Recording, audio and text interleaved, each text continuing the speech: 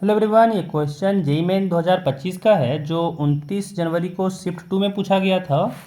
Question area bounded से है। यहाँ पे दो ग्राफ दिया हुआ है, एक mod Y equal to 1 minus X square और एक X square plus Y square equal to 1। तो यहाँ पे देख सकते हैं कि ये जो है एक सर्कल का इक्वेशन है और ये एक पैराबोला का इक्वेशन है। तो पहले इसका ना हम लोग ग्राफ ड्रॉ कर लेते हैं। तो यहाँ पे ये एक्स एक्सिस हो जाएगा, ये वाई एक्सिस हो जाएगा और इस पर अगर हम लोग एक यूनिट सर्कल बनाएं तो यूनिट सर्कल कुछ ऐसे हो जाएगा, है ना, कि यहाँ पे एक बन गया यूनिट सर्कल जिसका सेंटर 0,0 है, जिसका सेंटर 0,0 है। अब यहाँ पे अगर देखें तो mod Y equal to 1 minus X square graph बनाना है। तो पहले क्या करते हैं ना कि माइनस एक्स स्क्वायर के लिए ग्राफ बनाते हैं। तो यहाँ पे ये हो जाएगा एक्स एक्सिस ले लिए, ये ले लिए वाई एक्सिस। अब अगर हम लोग y equal to minus X square का ग्राफ बनाए तो इसका ग्राफ कैसे होगा। तो इसका ग्राफ बात करें तो इसका ग्राफ हो जाएगा हम लोग का डाउनवर्ड पैराबोला, है ना। हम लोग का यहाँ पे बनेगा ये डाउनवर्ड पैराबोला, ऐसा कुछ डाउनवर्ड पैराबोला। लेकिन यहाँ पे क्या है, हम लोग को साथ में +1 है। तो जैसे यहाँ पे ऐड किए हम लोग +1, जैसे यहाँ पे हम लोग ऐड किए 1, क्या हो गया यहाँ पे ग्राफ 1 यूनिट ऊपर शिफ्ट कर जाता है। जैसे हम लोग कुछ इसमें ऐड करते हैं, ग्राफ क्या होता है, जितना हम लोग ऐड करेंगे उतना ऊपर शिफ्ट हो जाएगा। तो ग्राफ ये कुछ ऐसे शिफ्ट कर गया, ग्राफ कुछ ऐसे शिफ्ट कर गया। अब इसमें क्या हुआ, जैसे ही लोग आगे मॉड लगाएं, है ना, कि y पे जैसे ही मॉड लगता है क्या होता है कि जो x एक्सिस के नीचे पोर्शन है उसको इरेज करना है और जैसा ही x एक्सिस के ऊपर ग्राफ था वैसे ही क्या करना है, x एक्सिस के नीचे ड्रॉ कर देना है।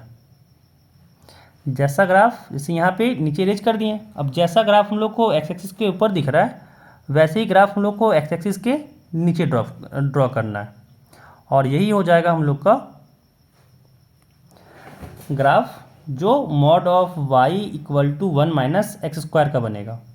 अब अगर यहाँ पे x इक्वल टू 0 पुट करें तो ये जो पॉइंट बनेगा ये पॉइंट हो जाएगा आपका 1,0 एंड जब यहाँ पे किए तो ये पॉइंट हो जाएगा -1,0 और जब हम लोग यहाँ पे y को x को 0 पुट करेंगे तो यहाँ से आ जाएगा ये 0,-1 और यहाँ हो जाएगा ये 0,1।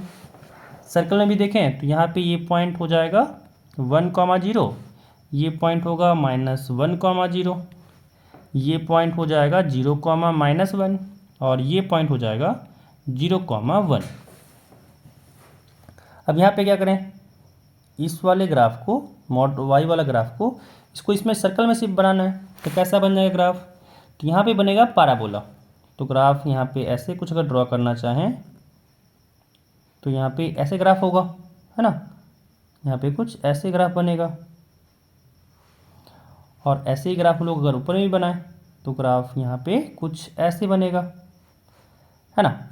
और यहाँ पे जो हम लोग को दिख रहा है एरिया, थोड़ा सा ग्राफ सही से नहीं बना इसी कारण से, नहीं तो आपको दिखता कि जो एरिया बनेगा ना वो इक्वल एरिया बनेगा चारों में। जैसे यहाँ पे 2 हुआ, ये तीसरा एरिया बना और यहाँ पे ये चौथा एरिया बना, तो ये चारों जो होगा वो इक्वल एरिया कंटेन करेगा। तो किसी एक का निकालेंगे और 4 से मल्टीप्लाई कर देंगे, काम हो जाएगा, है ना। तो यहाँ पे क्या हो जाएगा, यहाँ पे देखें तो एक पोर्शन का एरिया निकालते हैं। तो यहाँ पे जो एरिया आएगा वो हो जाएगा 4 टाइम्स इंटीग्रेशन। यहाँ पे देखें तो लिमिट हो जाएगा 0 to 1, 0 to 1। अब ऊपर वाला जो यहाँ पे है एरिया उसमें से नीचे वाले का ग्राफ का माइनस कर देंगे।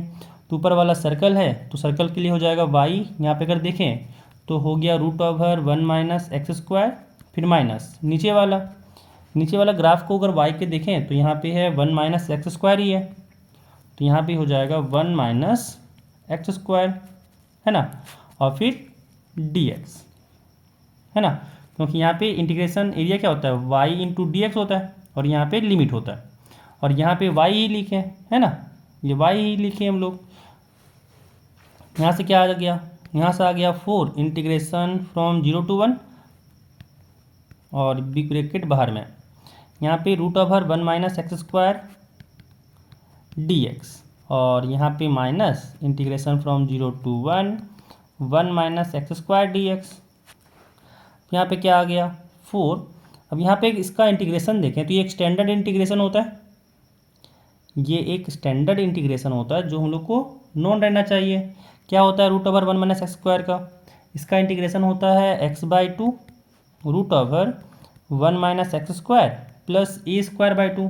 तो ए तो यहाँ पे 1 है यानी 1/2 हो गया, और फिर साइन इनवर्स x/a होता है, तो यहाँ पे साइन इनवर्स x ही रह जाएगा, है ना। अब अगर इसका इंटीग्रेशन करें तो क्या हो जाएगा माइनस, यहाँ पे अगर देखें तो 1 है तो यहाँ से आ गया x, और जब माइनस एक्स स्क्वायर का इंटीग्रेशन किए तो x³/3 हो गया, माइनस बाहर है तो माइनस माइनस हो गया प्लस, यहाँ पे आ गया x³/3, लिमिट हो गया फ्रॉम 0 to 1, यहाँ से आ गया 4 इंटू, जब 1 पुट किए तो यहाँ पे 1 आया, बट यहाँ पे 1 माइनस 1 हो गया 0, तो यहाँ पे 0 आ गया, प्लस जब यहाँ पे 1 पुट किए तो आया 1/2, यहाँ से साइन इनवर्स 1, और साइन इनवर्स 1 क्या होता है π/2, माइनस यहाँ पे हो गया 1, और जब यहाँ पे 1 पुट किए तो यहाँ से आ गया प्लस 1/3, और जब 0 पुट किए तो यहाँ पे ये 0 बन गया, साइन इनवर्स 0 0 होता है, यहाँ भी 0 आ गया, तो यानी ओवरऑल इधर आ गया 0। चलो अच्छा है, कैलकुलेशन ईजी कर दिया हम लोग को। अब यहाँ पे अगर इसको सॉल्व किए आगे तो यहाँ से क्या आ गया 4, और यहाँ पे आ गया जब 2 से मल्टीप्लाई किए यहाँ पे हो गया π/4 माइनस, इसको जब सॉल्व किए -1 प्लस 1/3, तो यहाँ से आ गया -3 + 1 यानी -2/3, है ना। जब यहाँ पे एलसीएम लेके सॉल्व किए तो यहाँ से आया नीचे 4 इंटू, यहाँ से हो गया एलसीएम 12, और यहाँ से हो गया 3π - 8, 4 से 12 कटा 3 टाइम्स में, यानी यहाँ आ गया 1/3 3π - 8। अब हम लोग को वैल्यू किसका चाहिए था, हम लोग को चाहिए था 3 अल्फ़ा का, है ना, और अल्फ़ा हम लोग को क्या आ गया 1/3, अल्फ़ा हम लोग का आया 1/3 3π - 8, और हम लोग को चाहिए था 3 अल्फ़ा का, यानी 3 अल्फ़ा यहाँ से हो गया 3π - 8, और यही हम लोग का था बीटा पाई प्लस गामा।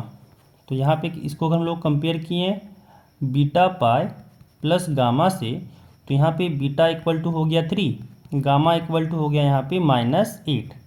अब हम लोग को चाहिए था absolute value of beta minus gamma, तो यहाँ से क्या आ गया, यहाँ पे अगर देखें तो हो गया 3 माइनस ऑफ -8, यानी यहाँ पे आ गया मॉड ऑफ 3 + 8, यानी यहाँ पे हो गया इसका वैल्यू 11।